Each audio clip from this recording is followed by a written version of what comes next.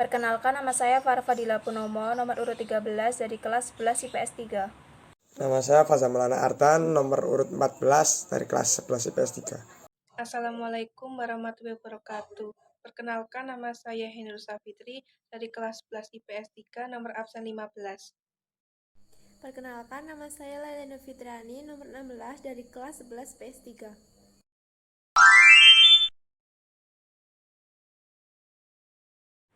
A. Konflik kekerasan dan dampaknya terhadap disintegrasi sosial. Integrasi sosial adalah proses penyesuaian unsur-unsur yang berbeda dalam masyarakat sehingga menjadi satu kesatuan. Faktor integrasi sosial. 1. Homogenitas kelompok membuat integrasi mudah dicapai. 2. Besar kecilnya kelompok. 3. Mobilitas geografis. 4. Efektivitas komunikasi.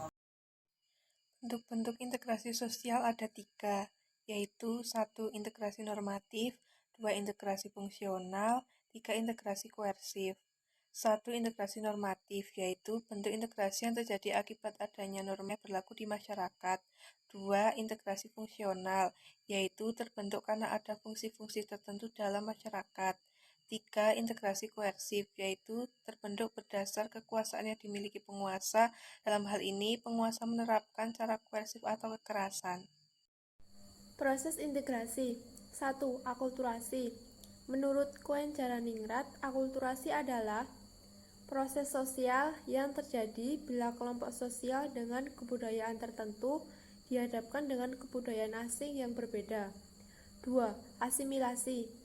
Asimilasi merupakan suatu proses sosial yang ditandai dengan adanya usaha-usaha untuk mengurangi perbedaan yang ada antara individu atau kelompok masyarakat. 3. Akomodasi. Suerjono Suekanti mengartikan akomodasi sebagai suatu proses usaha manusia untuk meredakan pertentangan dan mencapai kestabilan. Faktor pendorong integrasi sosial. 1. Toleransi terhadap kelompok manusia dengan berbeda. 2. Kesempatan yang seimbang dalam ekonomi bagi masyarakat dengan latar belakang kebudayaan yang berbeda. 3. Sikap saling menghargai kebudayaan. 4. Sikap terbuka dalam golongan yang berkuasa di masyarakat. 5. Persamaan dalam unsur kebudayaan. 6. Perkawinan campuran. Disintegrasi sosial. Setiap masyarakat pasti mengalami perubahan. Pada dasarnya, perubahan merupakan proses modifikasi struktur sosial dan pola budaya dalam suatu masyarakat. B. Perdamaian dan integrasi. Konflik dan perdamaian adalah dua hal yang saling berkaitan. Ketika terjadi suatu konflik, maka ada upaya untuk menciptakan perdamaian. Perdamaian memiliki pengertian yang sangat beragam. Secara realistis, integrasi sosial berarti satu kesatuan di dalam kehidupan bersama, baik di dalam masyarakat yang berskala makro maupun mikro. C. Pemulihan atau recovery, rehabilitasi, reintegrasi, dan transformasi sosial. 1. Pemulihan atau recovery. Pemerintah telah mengeluarkan Peraturan Pemerintah Nomor 2 Tahun 2015 tentang Peraturan Pelaksanaan Undang-Undang Nomor 7 Tahun 2012 tentang Penanganan Konflik Sosial. 2. Rekonsiliasi. Pada pasal 37 Undang-Undang yang sama ayat 2 berbunyi bahwa rekonsiliasi dapat dilakukan dengan menggunakan institusi adat atau sosial atau satuan tugas penyelesaian konflik sosial. 3. Rehabilitasi. Rehabilitasi ditujukan pada daerah pasca konflik dan daerah terkena dampak konflik. 4. Rekonstruksi. Undang-Undang Nomor 7 Tahun 2012 menyatakan bahwa pemerintah dan pemerintah daerah melaksanakan rekonstruksi sesuai dengan tugas, tanggung jawab, dan wewenang. 5. Transformasi. Perubahan yang berkenan dengan masyarakat. 6. Reintegrasi sosial. Suatu proses penyesuaian kembali dari unsur yang berbeda dalam masyarakat sehingga menjadi suatu kesatuan yang utuh. D. Reintegrasi dan koeksistensi sosial dalam kehidupan damai di masyarakat.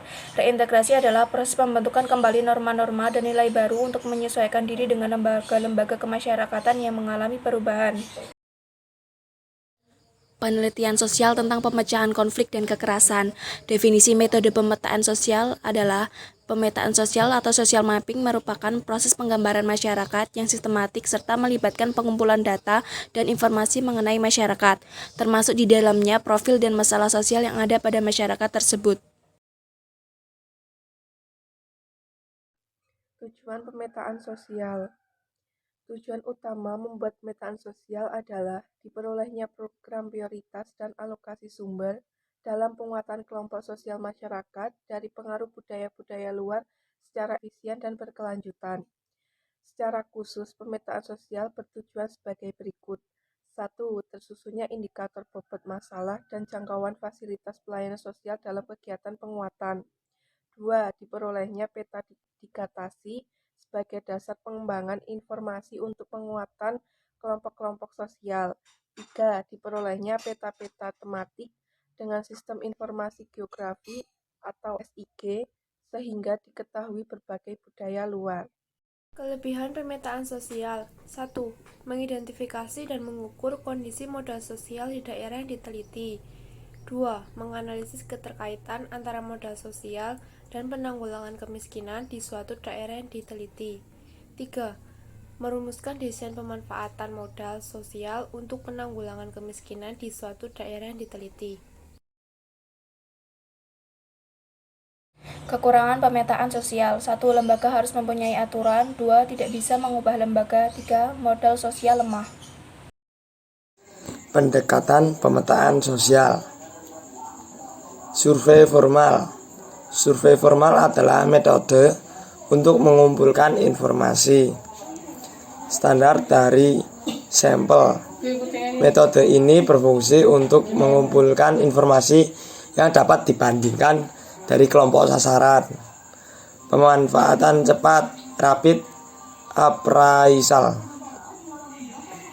Metode pemantauan cepat merupakan cara yang cepat dan murah untuk mengumpulkan informasi atau data mengenai pandangan serta masukan dari populasi sasaran atau responden mengenai kondisi geografis dan sosial ekonomi.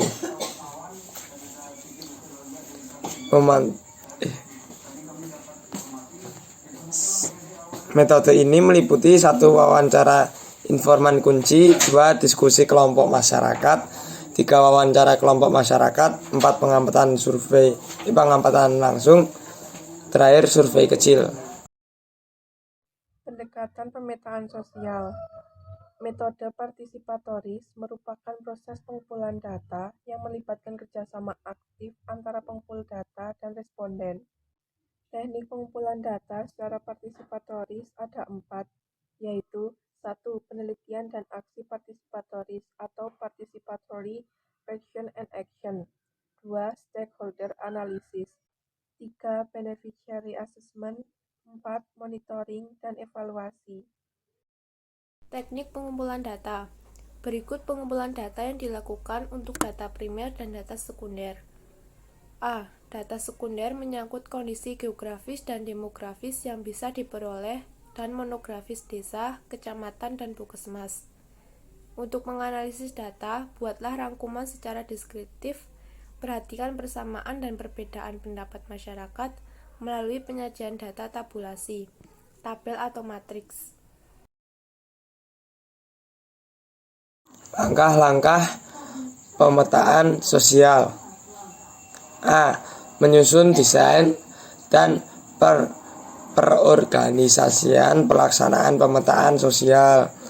B. Menyiapkan perangkat-perangkat instrumen atau panduan pelaksanaan, antara lain panduan wawancara berstruktur, panduan observasi, dan penetapan sasaran-sasarannya, baik tujuan maupun respondennya.